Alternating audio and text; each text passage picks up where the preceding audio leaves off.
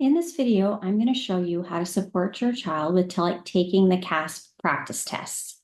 So the first thing you'll want to do is navigate to the CAASPP-lpac.org site. And it's helpful to bookmark this site so you can come back to it and take multiple practice tests. Once you get here, you'll go to the bottom on the right and you'll choose practice and training tests. And then you'll scroll down, you see 3 options, and you'll want to choose the middle one first because you're going to need to pull up the answer key for the test that your student's going to be taking. And for the purpose of this demonstration, we are going to choose math, but you will also see ELA and science. And if you find out from your case manager, if your child has an IEP, that they're going to be taking the California alternative assessments, you can also access those here, as well as the LPAC summative assessments if you want to practice those. So going back to the math, we're going to select 6th grade. And you'll see I have 2 options. There is a math practice and there's a performance task. So in this demonstration, we'll look at the practice test scoring guide. And as you can see, this guide, when you scroll down, will have all the test practice questions. And then in the key area, it shows you the answer. It also tells you how many points it's worth.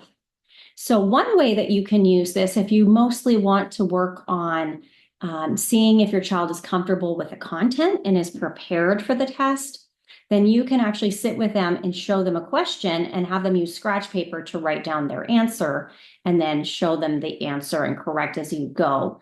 If you have time, you can go over how to get the correct answer if they miss it, or you could just make notes on what you might want to review at a later time. So this does require the parent sitting there and being quite careful not to reveal the answer. Or for older students, they may be capable of just writing down their answer before they look at the answer and correcting their own work. If your child is in 3rd grade or 11th grade, or they just want to review how to take the actual CAASPP test and what the student interface looks like, then you'll want to come here, Student Access to Tests. And when you go to sign in, you're going to just leave everything the same. Click Sign In, select the grade level, and you'll notice that you have a lot of test options. Again, we're going to choose only the pink options. We're going to choose the practice tests. If your student's taking the California alternate assessment, you would choose this one. And then if you would like to work on the LPAC, it's down here.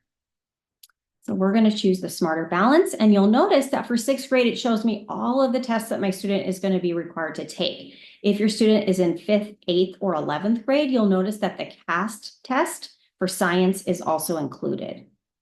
So we have chosen the answer key for the computer adaptive math test. So we're going to go ahead and select that one. And I don't need to change anything here. I'm just going to hit select. Now I'm going to play the sound and confirm that I could hear it. And then I'm going to begin tests now. Now, keep in mind, because we're in a guest session, that none of this information that your student completes is going to be stored. So that's why it's important that you have the answer key. So if you're going to have your student work in this interface, you are going to have to grade it in the moment or have them grade it as they go with the paper answer key. It will save their answers as long as they're in this test. But once they click submit and end test, this is going to go into cyberspace and you will not be able to retrieve it. So just keep that in mind as your student is entering. What is great about this, though, is that you will be able to see the tools that your student has access to. So they have item tutorials if they're not quite sure how to type something. This will teach them how to do certain functions. It will also allow them to mark questions for review. If they're not sure if their answer is correct, they want to come back to it. For ELA, it will provide a notepad. You have this for math, but I think it's most utilized for ELA. And then you can see it's grayed out, but in language arts, you also have a highlight section, so they can highlight parts of the text. They can use the line reader to highlight what the directions are. And they can also zoom in and zoom out.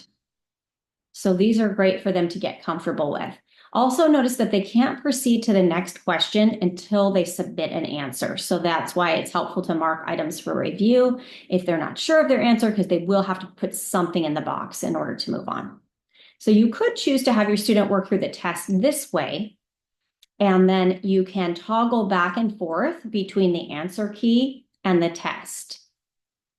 Or if your child is older, they may be able to do that themselves and correct their own work.